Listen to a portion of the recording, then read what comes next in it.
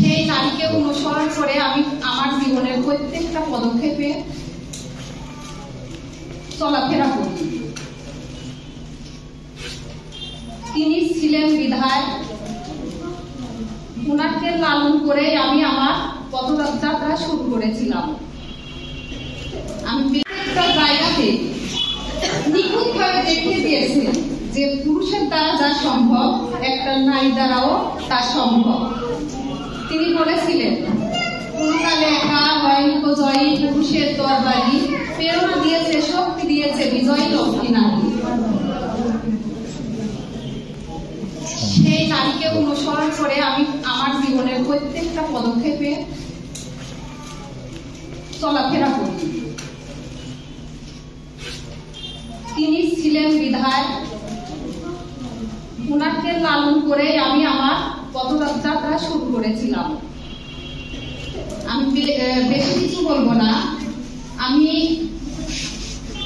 একজন নারী, আর নারী যে সবকিছু পারে এটা আমি আমার জীবনের প্রত্যেকটা পদক্ষেপে আমি সেটা সবাইকে দেখিয়ে দিচ্ছি। কারণ আমি আমার এই বিজনেসটা শুরু করি মাত্র 10,000 টাকা নিয়ে, কিন্তু আমি আমার সংগ্রাম শুরু করছিলাম। এখন আমার কর্মী আছে প্রায় 45-46 জনের মতো। তারপরেও আমি আমার কাজ কোনখানে বাধাগ্রস্ত, আমি প্রত্যেকটা পদক্ষেপে কিন্তু বাধাগ্রস্ত হই। আমি বলবো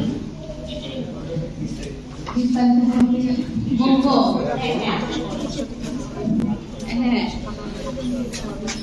এখন আমি যখন 10,000 টাকা নিয়ে আমি আমার কাজে নামার পরে আমি প্রত্যেকটা পদক্ষেপে, আপনারা বুঝুন তো, একটা নারী যখন সমাজে একটা কিছু করতে চায় সে যতই ভালো বুঝুক আর যতই ভালো পারুক অনেক কথা শুনতে হয়, অনেক বাধাগ্রস্ত হতে হয়। আমি কিন্তু কোনো সময় পিছনের দিকে তাকিয়ে না থেকে আমি সামনের দিকে অগ্রসর করছি।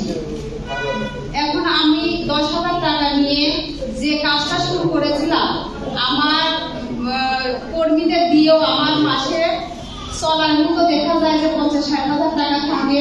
এবং এখন আমার আর্থিক, আমার নিজে সঞ্চয় যেটা মনে করেন যে 8 লাখ থেকে 10 লাখের ঊর্ধ্বে।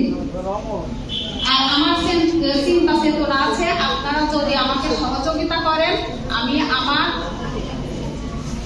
প্রত্যেকটা কাজকে সামনের দিকে নিয়ে যাব। আর এটা বলে আমি আমার সংক্ষিপ্ত বক্তব্য এখানে শেষ করছি।